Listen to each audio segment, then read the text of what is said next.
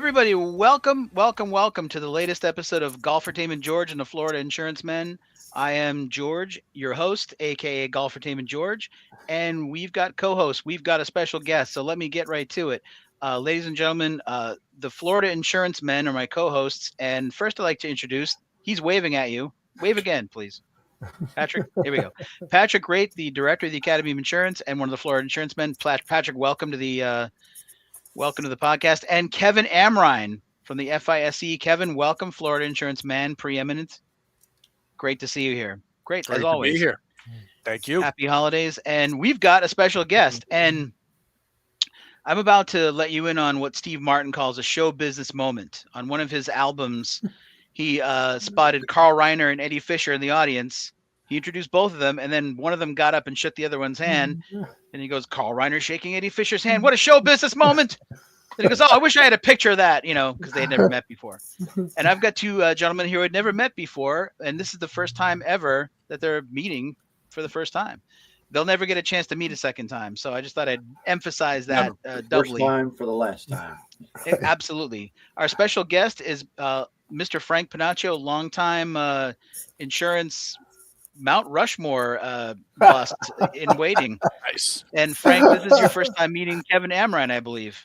It is. And it's my correct? pleasure. Kevin, I've known of Kevin. I've known of the name for a long time. And it's a pleasure to actually meet Kevin, at least virtually and face to face. And always a pleasure, George and Patrick, to be with you gentlemen. Oh, the pleasure's all ours, Frank. Welcome to the podcast. Thank you.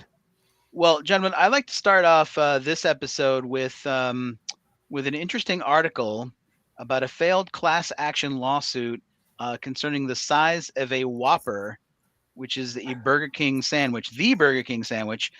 This lawsuit by 19 customers in 13 states accused Burger King of misleadingly and materially inflating the size of nearly all menu items online and in store ordering boards. Patrick, you're the one who is the Whopper lover out of the four of us, and I think this is a near and dear subject to you. Can you tell us a little more about this sensational article? Now, in full disclosure, right, my first job in high school after the paper route was at a Burger King making Whoppers. So understand that, and I have no holdings in Burger King. I don't. I think a Canadian company owns them now. But the thing that gets me about this idea is who thinks these advertisements really are showing us exactly what you're getting ready to get. I've watched, I don't know, countless hours of Burger King, McDonald's, Wendy's ads, and I promise you not one of the things that I've ever gotten at any of those places looked exactly like what the advertisement said. So to me, this is a no-brainer. The federal judge probably looked at them sideways and thought, no, stop it. And if it were me, this is probably why I'm not a judge. I dismiss it with prejudice and say, go home, leave it alone. I don't see where people think that these advertisements show anything that's actually legitimately real. And I think there was one person who just repeatedly kept going back to the same Burger King and repeatedly kept getting the same not Whopper they saw on TV. I mean, come on. It's getting the same not Whopper. Is that what you're saying? Yeah. Same not Whopper, not the Whopper they got on TV. They saw on TV. Yeah. Yeah. It's my new term. All right. Well, we're going to roll that. You're the Whopper guy. And my sons did kind of look at me sideways when I told them that I tried the Impossible Whopper, but that's probably another story for later on. Is that a movie tie-in, Patrick? No, not that I'm aware of. Yeah, I thought that was the Impossible Man from Fantastic Four, but maybe that's in a sequel. I don't know. Frank, let's put you on the spot. What's your go-to Burger King menu item, and do you ever go into a Burger King and think, I can't wait to get this sandwich, and it's much smaller than you thought? I was going to get something different, but now I'm going to get this because I saw an ad. Right, and exactly. And it looked amazing. You already fired up, Kevin? I'm more of a Five Guys guy. I haven't been in a Burger King in a while, and I'm like Patrick. It's buyer beware. I mean, I remember you folks may be too young to remember the pink slime story of years ago that, we're not even really buying meat. It's meat like, and so I think it's buyer beware. Fast food is what it's good for. It's in and out. So I not really too concerned about, or probably, George, one that bothers me more is the coffee cups have contents is hot on it. I think that was something that arose out of another piece of useless and unnecessary litigation, that somebody spilled coffee on themselves and burned themselves and sued because it was hot. So we hear these stories all the time, especially in the insurance profession, but haven't been in a Burger King in a while. I'll just assume the Whoppers are still good, Patrick.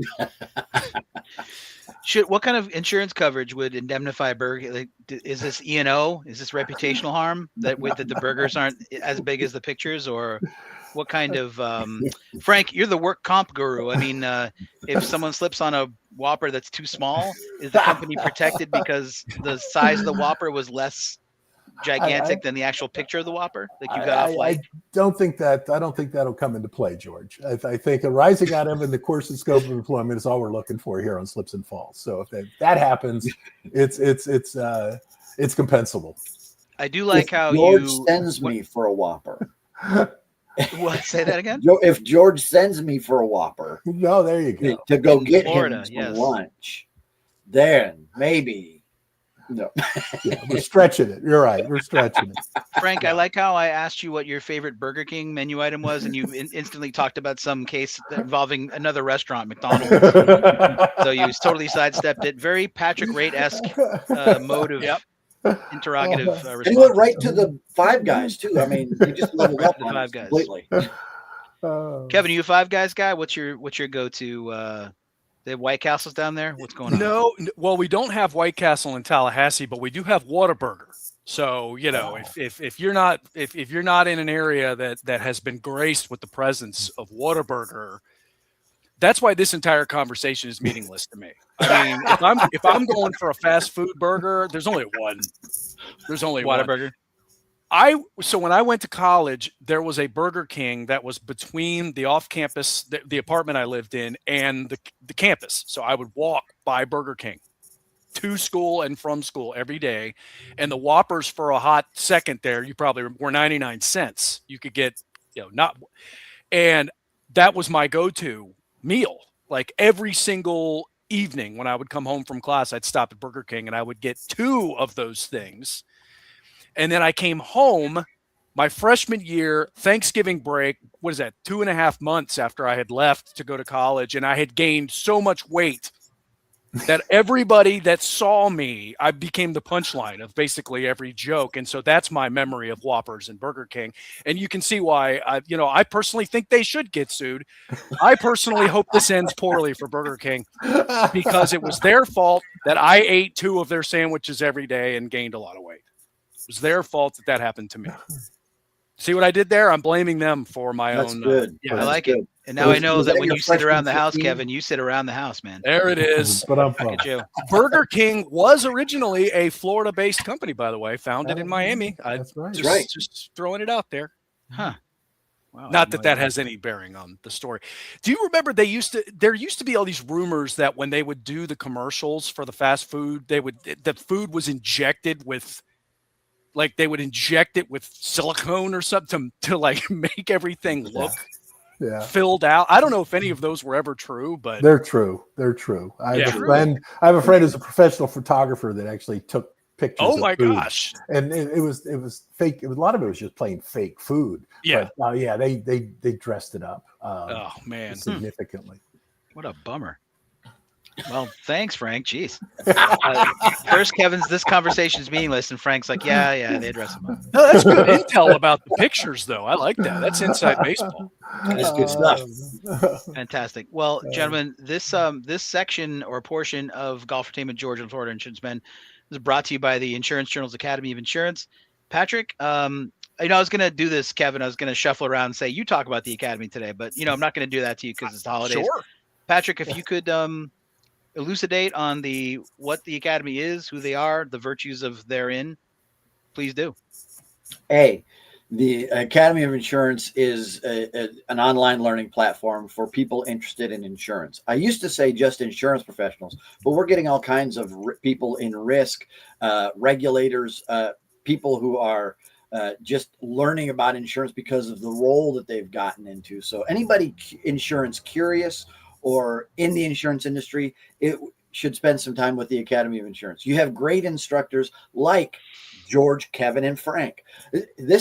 We've got all Academy of Insurance people right here in front of us today.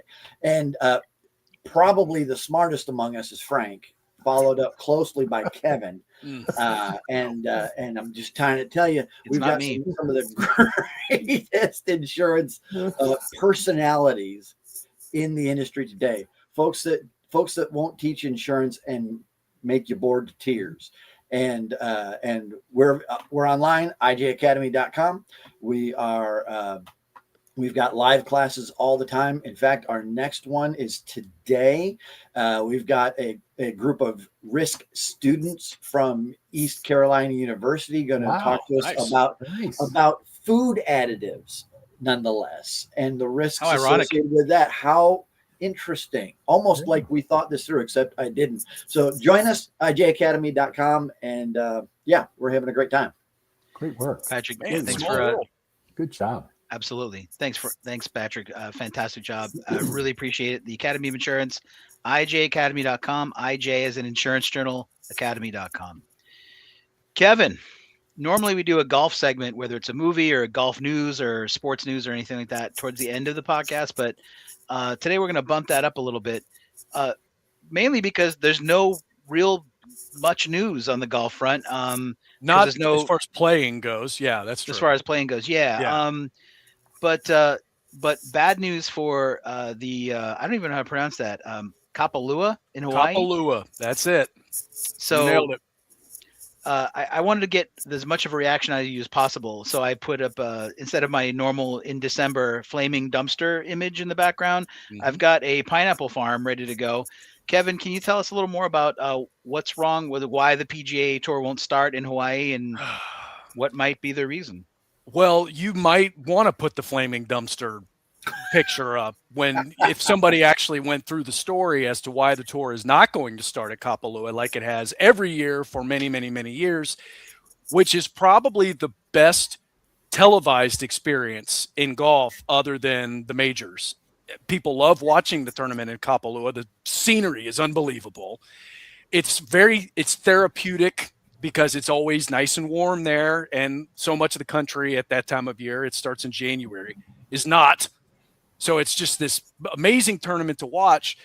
And they can't start there this year. They had to cancel the tournament this year because of, what initially was drought conditions in Hawaii, which was causing issues, obviously, maintaining the golf course.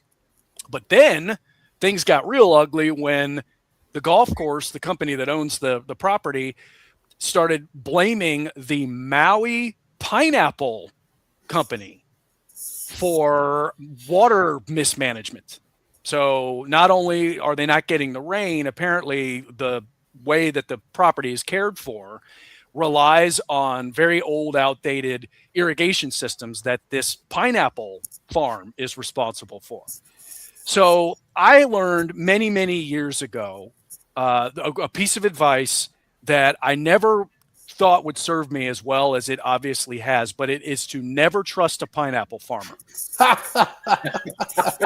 Somebody told me that when I was a young boy. They said, "You're not going to remember much, kid, but I want you to remember this." Let me write that down. Hang on. Never trust a pineapple farmer. Is that a Chris Amrhein line? No. And by the way, the odds are small, but if there are pineapple growers observing this program today, please know that 98% of what I just said is dripping with sarcasm. 98%. I don't know any pineapple farmers, but if they are complicit in getting this tournament canceled, well, look, if it doesn't rain, it doesn't rain. Golf course needs water. I just hate that this is the of all of the lousy tournaments they have, this is the one we had to lose. It really is unfortunate.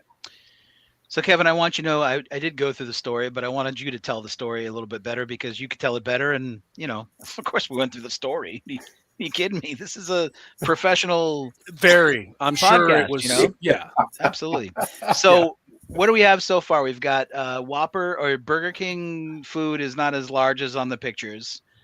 Nobody ever lends money to a man with a sense of humor, and never trust a pineapple farmer. Are those three of the here today, gone tomorrows we can glean from this conversation so far? What are the other ones? I mean, you never. What are the old? You never play. You never gamble. You never play pool against a guy named after a city, right? Isn't that one of them? Right. I heard that somewhere. I don't know what else. There's a lot of good advice out there, but anyway. So if I see Frank in a pool hall in Pennachio Falls, New Jersey, don't come near him. It's probably not he's a going good to hustle idea. you. Yeah. Patrick, what do you think? Do you think that the Maui Pineapple Company not only irrigated their product in favor of the PGA Tour, but they actually diverted the weather? Like, what's Kevin talking about? I think that simply because it aggravated Kevin, I'm boycotting pineapples indefinitely For the rest of the podcast? For at least the rest of the podcast, if not longer. All right. In Frank, what do you solidarity, if anybody's aggravating Kevin, they've aggravated me. There you go. Just a little to the north of me is by about an hour and a half is a community known as the Villages, and they have a whole different purpose for pineapples. And I'll just leave that there. So I think that we need to continue to make certain pineapple growers stay in good stead, so that the fine folks up at the Villages, can continue with their retirement the way they want to continue. Beautiful. All right. Well said. I'm good with that if you guys are good with that. Yeah. So, fantastic. All right. Pineapples. So we really don't know still what happened with the weather. Like the General Hospital storyline in the 80s with the Ice Princess, how they used that diamond to unlock the weather machine, and the Cassidines were only making it snow over Port Charles in the summer. Forget. I'll take your word. I'm all in. If you're in, I'm in. Yeah. Sounds good. Sounds plausible. But there's some golf news. A week after this coming weekend is the PNC father-son tournament in Orlando. Yeah. I've got tickets. I get tickets. What a great tournament. I get tickets every year waiting for Tiger to announce. Because as soon as he announces, then everything's sold out.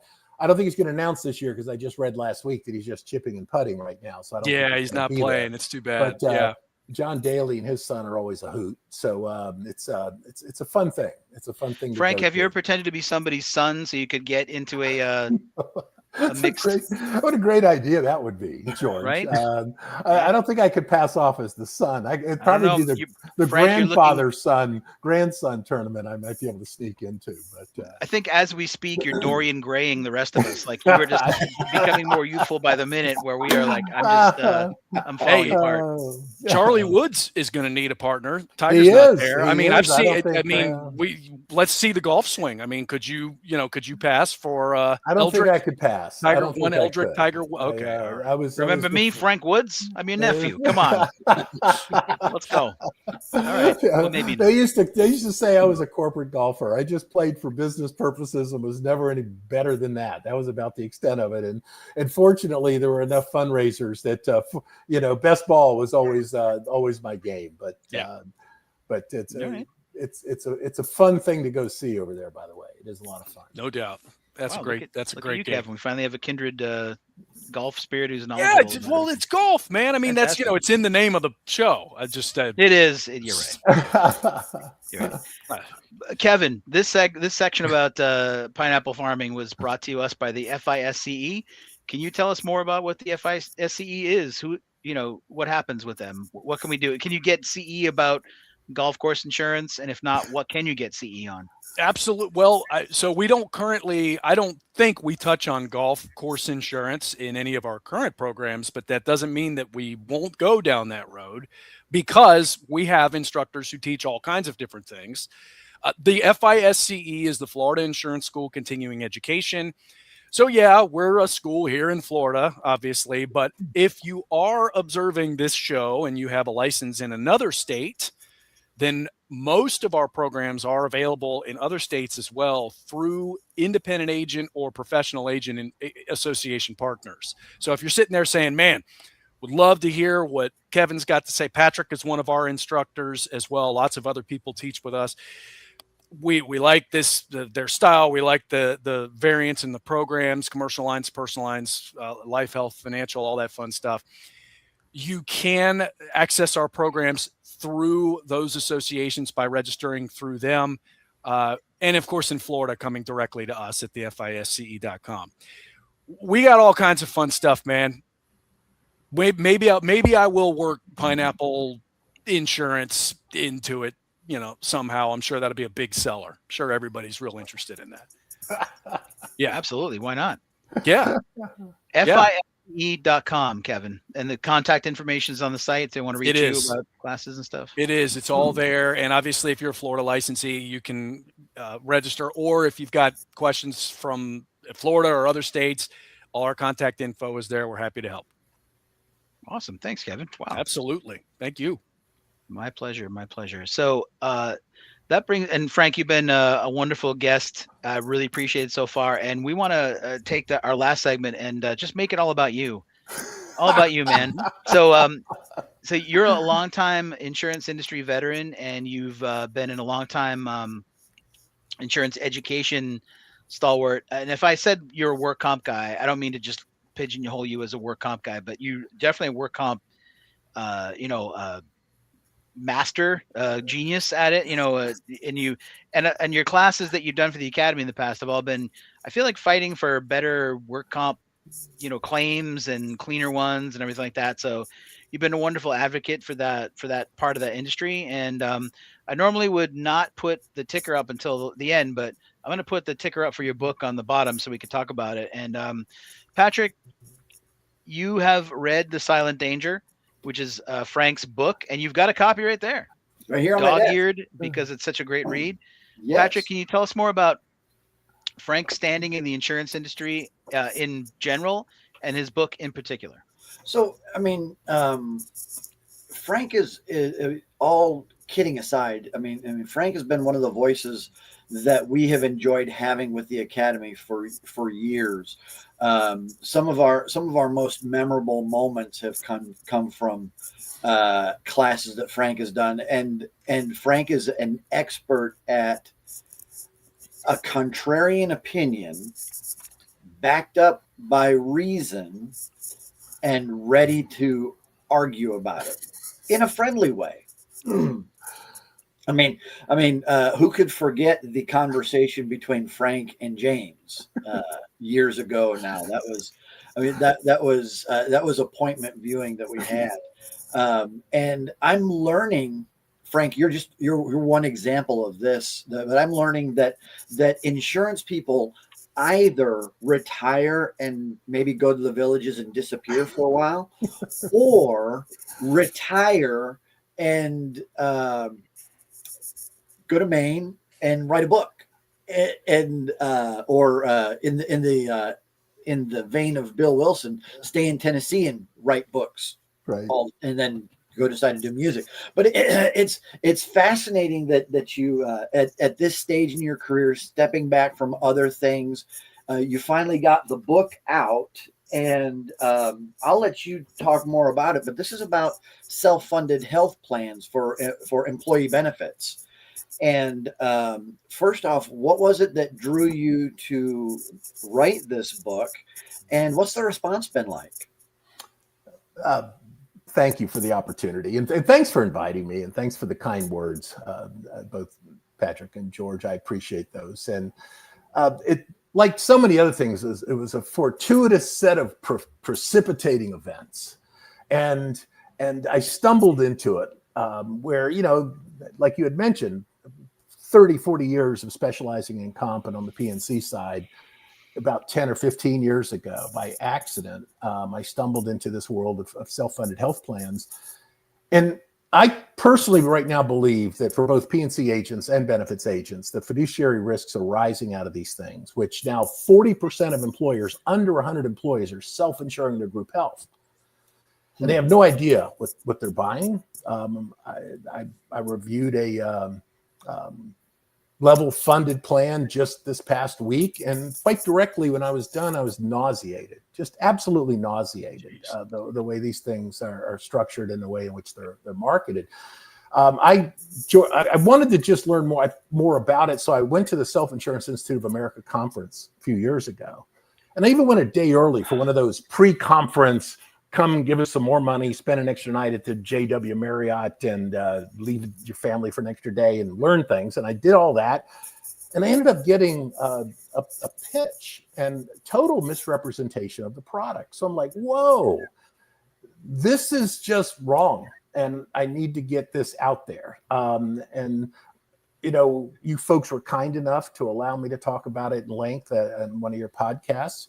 But it was a matter of, I just felt, rather than in snippets here and there and posts here and there and maybe a training here or a speaking engagement there, let's pull it together into a book, and then let's see how it goes. I still feel I'm a very lonely voice out there, gentlemen, that it's so much easier to tell people to go out and tell employers, there's no greater risk than fully insured when you buy a self-funded health plan. Then you're going to save money and have more access to your data and have greater transparency, and you're going to get all these wonderful things. And it's I don't think people are purposefully misleading. I think that's the Kool-Aid they've been drinking and been told to drink, and it is quite disconcerting that we have likely 3 or 4 million companies out there that are self-insuring their group health under 100 employees with little to no awareness of the risk they've assumed, including personal asset liability, which we don't see on the P&C side that much, with the exception of USL&H exposure. So it was an itch that needed to be scratched. I had the just kind of the fortuitousness also that when I came back from Maine last year, I came to my hometown, not my hometown, but my current hometown of St. Petersburg. And we had been hit with 2 hurricanes 10 days apart. And it was a very depressing place to be with everybody's stuff out on the curb. So this gave me a chance to kind of channel all of that sadness into something more productive. And don't know if I would have got the book done if it wasn't that, it was just really a rough time for my friends here in St. Petersburg, and the places I used to hang out were all gone. So I had no place to hang out. So why not write a book? I hope that covers the territory enough, Patrick, without going too far down a bunny trail there. Well, I mean, and that leads to a kind of off-topic thought, and I'm not trying to set aside the book at all, but to that. I just saw recently that they finished the roof on the Trop. Yes. So are we playing baseball at the Trop in 26? April 6th, the Chicago Cubs come to town for opening day. Will you be there? I will be there. I'm very excited about it. They're about 3 weeks ahead of schedule right now. They didn't expect to get the roof fixed until the end of December. They have a total mess inside, but we're going to get all new scoreboards, video boards, sound system. The place was never intended to have water pour into it for a year. It had no drainage. It was supposed to have a roof, but I'm excited about what's coming up, and I think they're going to be ready. I think they're going to be ready on April 6th. They go on the road for 2 weeks to start the season to give them a little bit more time just in case, but. They'll be back, and it's highly likely they'll not only be there for the next 3 years that are leased, but a few years after that, because it's going to take a while for the new owner to figure out how he's going to get a new stadium built, which will likely be on the other side of the bridge. So they're likely going to go to Tampa, but by the time that all happens, I don't know. I I might have assumed room temperature by then. We'll see. I'm not going to be too concerned about that. So I'll have fun while they're a bike ride away. I can ride my bike now. I'd prefer to ride my bike to the game. So, oh man, yeah, no doubt. Better than parking. Oh yeah.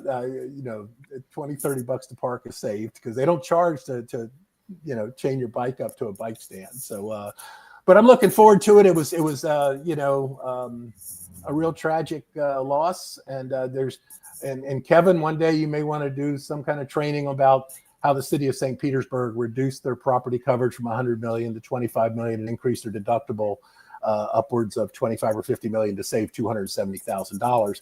So I think my grandkids will see the return on investment of that 270,000. Okay. The 50 million they had to go into pocket that they probably would not have, and they're still hoping FEMA will bail them out. But us insurance guys always have to tie an insurance story in as well. And Absolutely.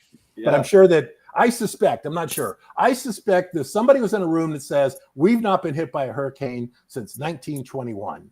But we've been spending all this money on property insurance at 100 million. Let's reduce it, increase the deductible. And that was in March of last year. And in October, the 100 years, didn't go 101. Actually, it was 1921. It's just a little bit over 100 years. Didn't work out so well. Poor risk management decision in hindsight. Gosh. So, Frank, the silentdanger.com is the website. Yes, and sir. There's a big yellow button in the middle of the screen that says purchase now, which will take you to Frank's page on Amazon, which you can purchase the book there. So I appreciate that, George. Frank, I got to ask, Sure. Since the book came out, Yes. what has been, what kind of organizations have been reaching out to you for advice? I mean, what are you seeing as the result of getting this information out there? It's not been quite what I expected. It's not. Former clients have all reached out, and I'm doing training with people that already know me. I've got a call in to a couple of professional associations who are interested in talking, but we've not. And of course, the last quarter of the year, the calendar year for benefits people, forget about it. I think 80 or 90% of group health plans renew either December 1 or January 1. So it's that awkward time. I've got some large agency groups, private equity backed agency groups that are interested in having some conversations about this. Kevin, I feel it's the greatest sales opportunity for both sides of the house I've seen in 40 years, because P&C agents are not aware of what's going on over here. 40% of employers under 100 employees self-insuring their group health, and only the P&C agents can step up to the plate with fiduciary liability insurance. And likely P&C agents, no disrespect to my benefits clients, are more adept at reading 5 contracts that come together in these plans and deciphering them. So the risks arise over here, but they have to be addressed over here. And the benefits folks, they got licensed to sell health insurance, and most of them have now ceased to sell health insurance, and are not even aware they're no longer selling health insurance. They're selling a stop-loss policy, which more resembles a casualty product than it's not health insurance. It's very similar to to reinsurance. So they're in a whole world that Kevin, I bought the manual to get the license in the state of Florida for health insurance, and you've probably seen it. It's about yay thick. Right. Yeah. They literally had 3 paragraphs on self-funding. There's nothing in that manual on self-funding. Yeah. And there's very little training. I did see one training that was excellent if it was a 600 level course at a university for a PhD. It's not something agents could usually. It was academically strong, and it hit all the bases. But agents, as you folks know, you've worked with them, they need more support and help in framing the conversation, just not the academic check marks like there's personal asset exposure and here's what stop loss does and so on. They need help in really not only understanding the technical side, but how do we talk to people about it without overwhelming them, confusing them, or just causing them to go, you know what, I think I'm all good. I don't need to hear all of that. So I think we'll see. I may get some more traction in 26. Maybe not. Either way, I enjoyed doing it. Yeah. And, it was fun, irrespective of that. And, I would think that even people that disagree with me would want to read it. And there's people that disagree with me. And and George, I think you helped me on this the last time we talked about this. And that is the quote of when somebody's paycheck is dependent upon them not knowing something, they're not going to know it. So it's an uphill, Kevin. It's a big uphill climb. Yeah. But and I've quoted Patrick a few times. I do enjoy having people disagree. I think you learn more from that than you do when people agree with you. As the old engineer expression goes, they learn more from bridges that fall down than those that stand up. And I'm constantly inviting people into dialogue. If you disagree, please. But my fear is they don't want to know, because then they have plausible deniability. And once you know, then the responsibility escalates. So I'm a little bit disconcerted, but not deterred. And I'm having fun doing it. So that's we'll see where it goes. We'll see if there's any real traction down the road. We'll see if the professional associations want to have another voice. I'm not saying they have to alienate themselves from the voices they currently are aligned with because they're there. But do they want to have another voice out there that is counter to the standard line right now, which is there's no greater risk than fully insured. And even the Self-Insurance Association of America, Institute of America, says otherwise. And they're, as they proclaim, the world's largest professional association supporting self-insurance. And I'm not opposed to self-insurance. I'm opposed to how it's sold. Yeah. And how it's misrepresented. Either I think it's mostly purposefully. I don't think that's it. I think it's no, I wouldn't think so either. No, I don't think not. that's it. Yeah. No, I think it's one of those things where our profession is just not geared, because we have the two silos, the P&C and the benefits. And oftentimes, Kevin, as you well know, and Patrick and George too, even under the same roof of an agency, they tend not to mix well with one another, let alone if they're under separate roofs, which is frequently the case. So it's just an aberration of our profession that risks are now exploding, and that crossover is just not built. I did work with one agency that had brought everybody together in one room, and they discovered the language and the vernacular is not even the same, let alone the mindset. The mindsets are completely different. But the vernacular is even different. So it's a big hill to climb, but it's, I believe, certainly P&C agents need to step up on the fiduciary liability side. Not that fiduciary liability insurance is going to cover all these ills, but it's worthy of the conversation, and to mitigate as many as possible, because quite directly, I've not seen the benefits people exactly know what fiduciary liability is. So, and that's a generalized statement. I'm sure there's some out there. Anything I would say about that, there's always an exception. Yeah. But I have invited dozens and dozens and dozens of agents to engage in conversations, and they just don't want to know, apparently. Well, Frank, we now know where to get your book.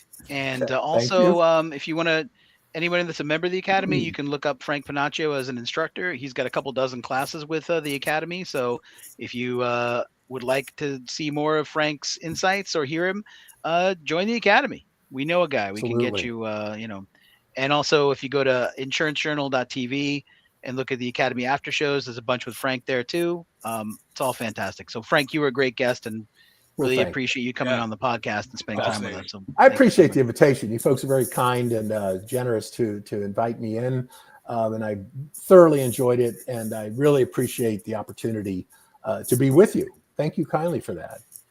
Thanks, everybody. So on behalf of our guest, Frank Pennachio, and my co-host, Patrick and Kevin, this is your host, George, saying, first of all, I wanted to give a shout out. I'm wearing my ugly Christmas sweater. I wanted to thank, a couple weeks ago, the Big Eye, New Hampshire had Insurance George and the Commercial Lines Cabana Men play their Jingles and Mingles event. And my understanding is there's going to be a video of that we're going to put on IJTV at some point. I want to let everyone know. Thanks, everybody, our esteemed panel, for joining me on the podcast today, and my co-host and Frank Pennachio, fantastic guest. Frank, let us know who you pair up with at the PGA father-son thing. And everybody, happy holidays. Have a great. We'll see you in 2026.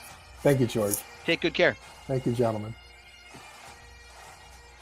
Introducing Insurance Journal's holiday album, Have a Claims-Free New Year, featuring holiday favorites like We Wish You a Book of Business, Bundle Your Housetop, House and Car, Oh Property, Oh Casualty, and more.